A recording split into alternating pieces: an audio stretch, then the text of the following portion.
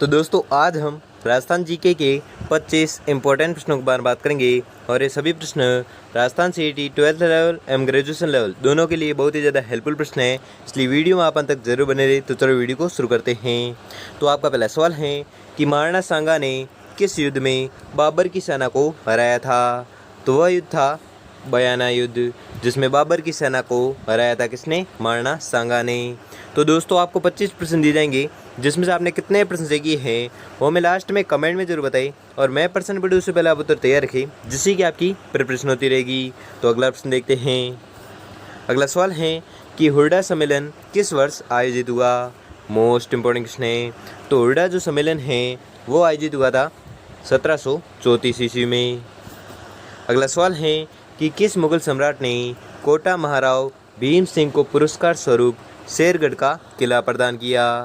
Most important question है, और ये एग्जाम में आ सकता है कि किस मुगल सम्राट ने कोटा महाराव भीम सिंह को पुरस्कार स्वरूप शेरगढ़ का किला है जो प्रदान किया था?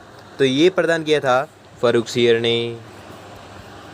अगला सवाल है कि जिंगोली पर्वतसर का युद्ध 1807 ईस्वी में लड़ा गया था, तो किसके मध्य लड़ा गया था वो आपको बताना है। तो ये युद्ध लड़ा गया था जयपुर और जोधपुर के मध्य। अगला सवाल है कि चित्तौड़ के द्वितीय शाखा में किस रानी ने जोहर किया था? तो ये जो जोहर किया था ये किया था कर्णावती ने। अगला सवाल है कि किस मेवाड़ शासक के समय जावर की खानों में चांदी की प्राप्ति हुई थी? तो ये जो प्राप्ति हुई थी ये हुई थी महाराणा लाखा के शासनकाल में।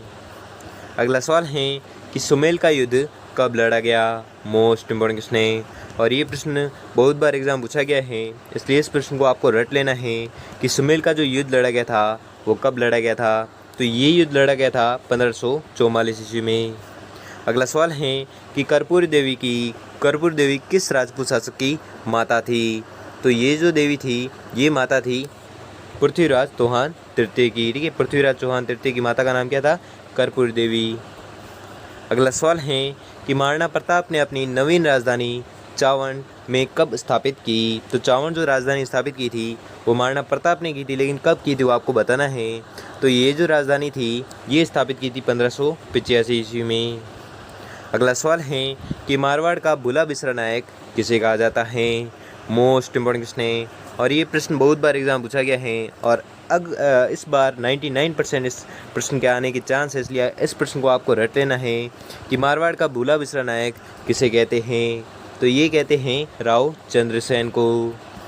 अगला सवाल है कि 17वीं शताब्दी के सिसोदिया राठौड़ गठबंधन में मेवाड़ का शासक था? तो मेवाड़ का जो शासक था वह था महाराणा राज सिंह प्रथम। अगला सवाल है कि फरिश्ता के अनुसार अलाउद्दीन खिलजी का जालोर पर द्वितीय आक्रमण किस वर्ष में हुआ था? तो द्वितीय जो आक्रमण हुआ था वो हुआ था 1311 ईस्वी में। अगला सवाल है कि अजमेर नगर की स्थापना के पहले अजमेर के चौहानों की राजधानी कौन सी थी? तो पहले जो राजधानी थी वह थी सांभर।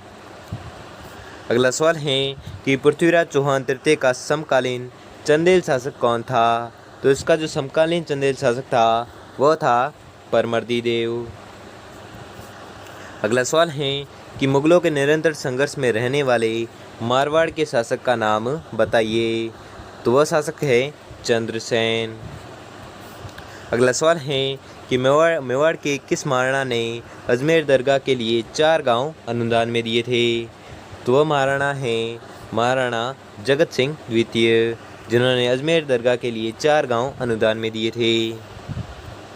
अगला सवाल है कि सुमेलगिरी का युद्ध जो 1543 ईस्वी में हुआ था ये किस किस के मध्य लड़ा गया था? मोस्ट इम्पोर्टेंट क्वेश्चन है, और ये प्रश्न एग्जाम में आ सकता है, इसलिए इस प्रश्न को भी आपको रट लेना है कि सुमेलगिरी का जो युद्ध हुआ था वो 1543 ईस्वी में हुआ था, और ये किस किस के मध्य लड़ा गया था? तो ये जो युद्ध लड़ा गया था ये युद्ध लड़ा गया था राव मालदेव व शेरशाह सूरी के मध्य। अगला सवाल है कि अकबर द्वारा महाराणा प्रताप से बातचीत हेतु भेजे गए दूतों का सही क्रम छाटिए। तो सही क्रम छाटना है, तो सही इसका क्रम होगा जलाल खां, मान सिंह, भगवंत दास और टोडरमल। ये भेजे थे अकबर ने महाराणा प्रताप से बातचीत करने के लिए दूतों को भेजा था। ठीक है, ये 4 दूतों को भेजा था। अगला सवाल है कि निम्नलिखित में से किस राजपूत ने विजय कटकातु की उपाधि धारण की थी। तो विजय कटकातु की जो उपाधि धारण की थी वो की थी महाराणा राज सिंह ने। ठीक है, महाराणा राज सिंह वह व्यक्ति थे जिन्होंने विजय कटकातु की उपाधि धारण की थी। अगला सवाल है कि निम्न में से सुमिलित नहीं है, वह युग्म कौन सा है जो सुमिलित नहीं है। तो वह युग्म बताना है। तो वह युग्म है साहिबा का युद्ध 1641 ईस्वी में। ये जो है ये गलत है। अगला सवाल है कि चौहान शासक जो कवि बांधव के रूप में भी जाने जाते हैं, तो वह चौहान शासक कौन है जो कवि बांधव के रूप में जाने जाते हैं। तो वह शासक हैं विग्रहराज चतुर्थ। अगला सवाल है कि रणथंभौर में चौहान वंश की स्थापना पृथ्वीराज चौहान के किस पुत्र ने की थी। तो इसकी जो स्थापना की थी वो की थी गोविंदराज ने। ठीक है, गोविंदराज ने क्या किया था, रणथंभौर में चौहान वंश की स्थापना है जो पृथ्वीराज चौहान के पुत्र ने की थी। कौन से पुत्र ने की थी, तो गोविंदराज ने की थी। अगला सवाल है कि मेवाड़ के इतिहास में शासन का त्याग कर सौतेले भाई को राजा स्वीकार करने की भीष्म प्रतिज्ञा की थी। तो ये जो भीष्म प्रतिज्ञा की थी ये की थी राव चूड़ा ने। ठीक है, चूड़ा ने क्या किया था, मेवाड़ के इतिहास में शासन का त्याग कर सौतेले भाई को राजा स्वीकार करने की भीष्म प्रतिज्ञा की थी। किसने, तो चूड़ा ने की थी। अगला सवाल है कि राणा सांगा की मृत्यु कब हुई थी। मोस्ट इंपॉर्टेंट क्वेश्चन है और ये प्रश्न एग्जाम में पूछा भी जा सकता है कि राणा सांगा की मृत्यु कब हुई थी। तो उनकी जो मृत्यु हुई थी वो हुई थी 30 जनवरी 1528 ईस्वी में। अगला सवाल है कि महाराणा सांगा ने इब्राहिम लोदी को कौन से युद्ध में पराजित किया था। तो महाराणा सांगा ने पराजित किया था खातौली के युद्ध में। किसे पराजित किया था, तो इब्राहिम लोदी को पराजित किया था। तो दोस्तों आपको 25% दिए थे, जिसमें से आपने कितने प्रश्न किए हैं वो मैं जल्दी से जल्दी कमेंट करके जरूर बताएं। और अगर आपके लिए वीडियो थोड़ा भी हेल्पफुल साबित हुआ तो वीडियो को लाइक और चैनल पर नए चैनल को सब्सक्राइब कर लीजिए और बेल आइकन को प्रेस कर लीजिए जिससे कि वीडियो की नोटिफिकेशन आपको मिलती रहेगी। धन्यवाद।